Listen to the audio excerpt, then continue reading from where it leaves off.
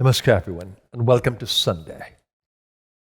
Sunday is always special for me because I could feel the vibes in the community, in the space, in the country, and in the world. And it's always beautiful on a Sunday. Special. Why? People are in less stress from the business week, Monday to Saturday. They're going to temples, recreation spaces, relaxing, feeling a little more free from limitation of stresses. And I like that. I can feel it in the field and I delight in it.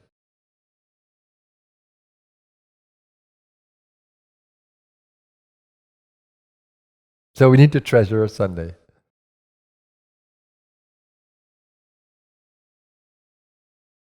Last week, I spoke of the strength of your desire. How strong is the strength of your desire to be free of all limitations? But I know from some of you, you can become so caught up in that you will begin to judge yourself and say, how strong is my desire? I need to be more strong. I need to be more strong now. And you get impatient. You get stressed. That is not my intention.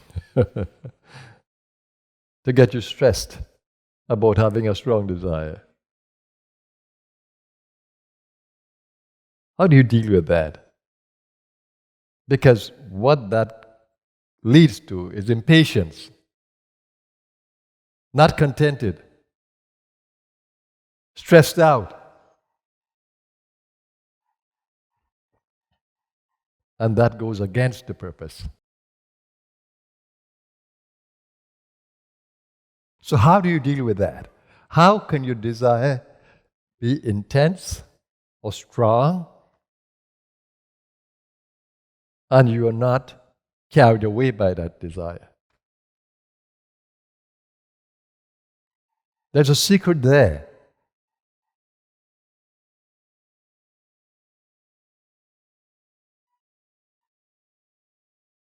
And it lies in the word contentment. Patanjali calls it in his niyamas, that which you should do, santosh, contentment. Guru Gita says in one of the verses, however much you attain or however little, always be contented. The Bhagavad Gita says your right is to work, but not to the fruits. Don't get too caught up in the fruits that you become impatient with expectations. Expectations lead to disappointment. And when I say you should have a strength of desire, which means never forget what is the true purpose of life. Hindu wisdom says that there are 4 goals to life: dharma, artha, kama, and moksha. That's why you chant the Guru Gita, it says, for these 4 goals. Artha, you need to have enough wealth. What your needs must be fulfilled. Kama, you should enjoy what you're doing. Pleasure. Moksha is the final goal, freedom. And dharma is to do it in a righteous way.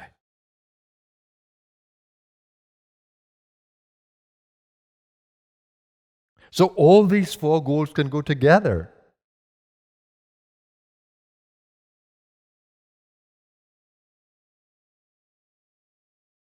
How not to be impatient is to be happy with however much you achieve every day. Because you know that the law of karma dictates that.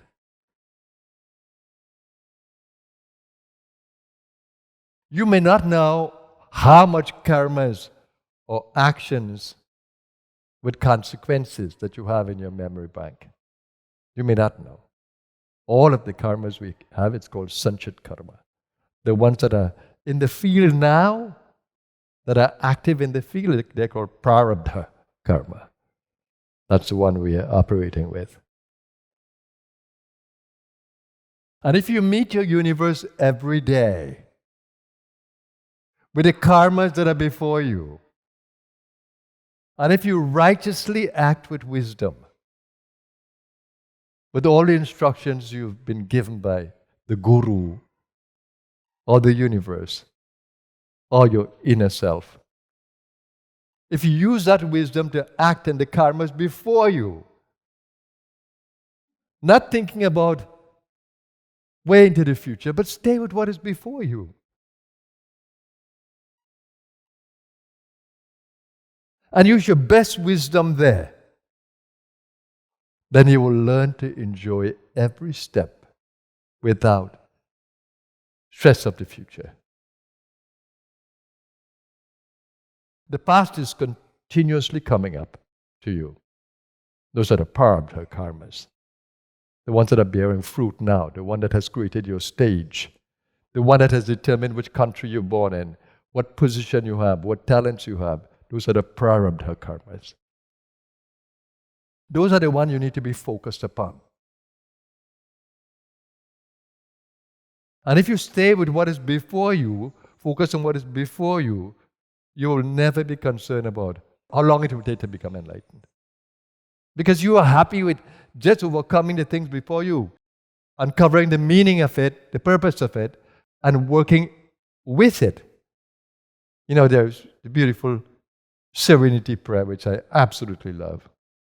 It's such wisdom. Accept the things you can't change. That means stay with what is before you. And have the courage to change things that you can. Whatever is in your possibilities, act upon it. You have certain wisdom, act upon it. You have certain possibilities before you, act upon it. Have the courage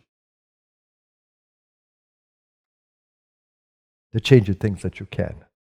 And what is more beautiful is the wisdom to know what you should accept and what you should change. The wisdom. But I always think of a ladder and climbing a ladder. Shouldn't you be concerned with the rung of the ladder just that is next? Because if you look up and see how many steps the ladder has, what will happen? So if you stay with just one step, one step, one step, one step, one step, one step, you're free. You're free of expectation. And you're in the joy of one step at a time. All you see is one step. When you live in that timelessness of the consciousness, all you see is the present moment. All you see is the present moment. The past is already coming up, prarabdha.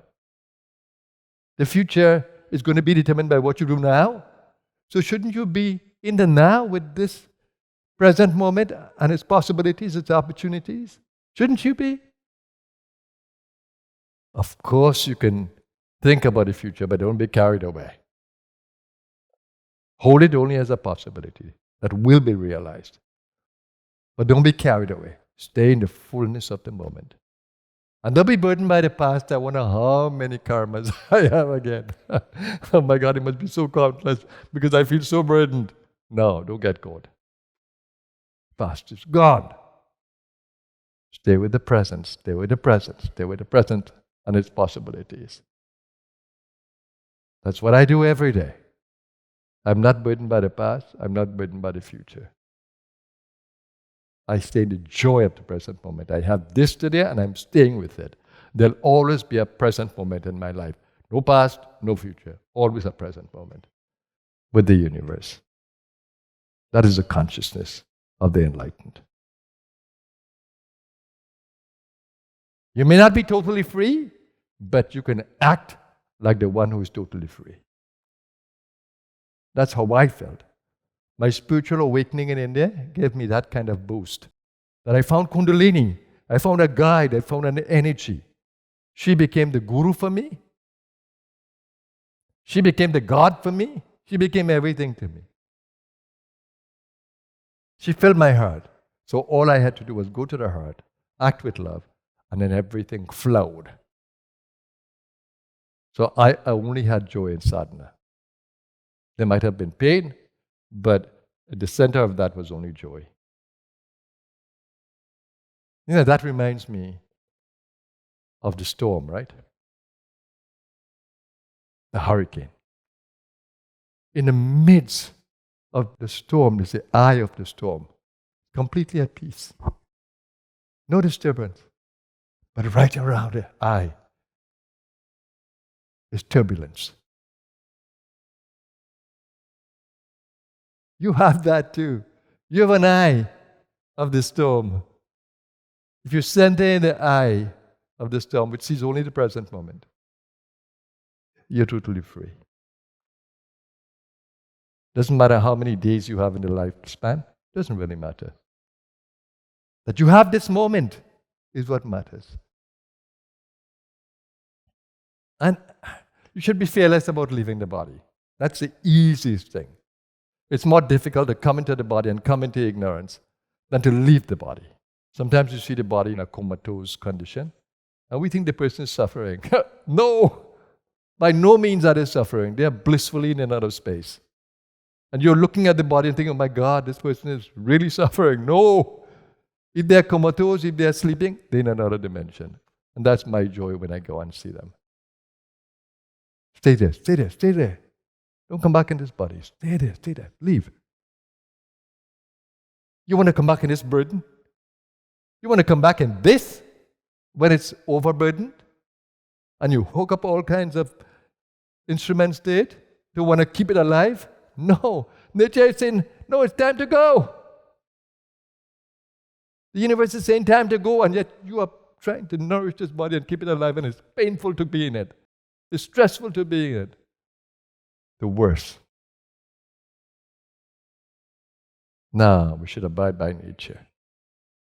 Just go into slumber, and you will slip out into the other plane. You do it every night in sleep, and when you have the dream sleep. You do it every night, in a different dimension. You're not body conscious there, you're conscious of a whole new realm. That is swapna, that's a state of consciousness, swapna, the dream state. And that's where when you come out of the body, that's where you're going to be. That's an astral state. You go into it every night. So don't be afraid. Stay in the present moment. Stay with all the possibilities. Live in timelessness. That's why in the meditation it's important to stay with the rhythms. The prana and apana of the breath, it's a cycle. The microcosmic orbit, it's a cycle. The mantra, silence, mantra, silence, mantra, silence, mantra, silence, mantra. It's a cycle. Stay with the cycles. Stay with the cycles in the present moment, and you are automatically free. You may not be fully liberated, but you are free in a moment. And that's the idea. If you can only listen to this message a little bit and get it, you'll become free. Free of the burdens of worldly existence. Be free. Enjoy your Sunday, everybody. Thank you for all your support to the Blue Star. We deeply appreciate it, and we look forward to your continued support. Have a blessed Sunday, everyone. Namaskar.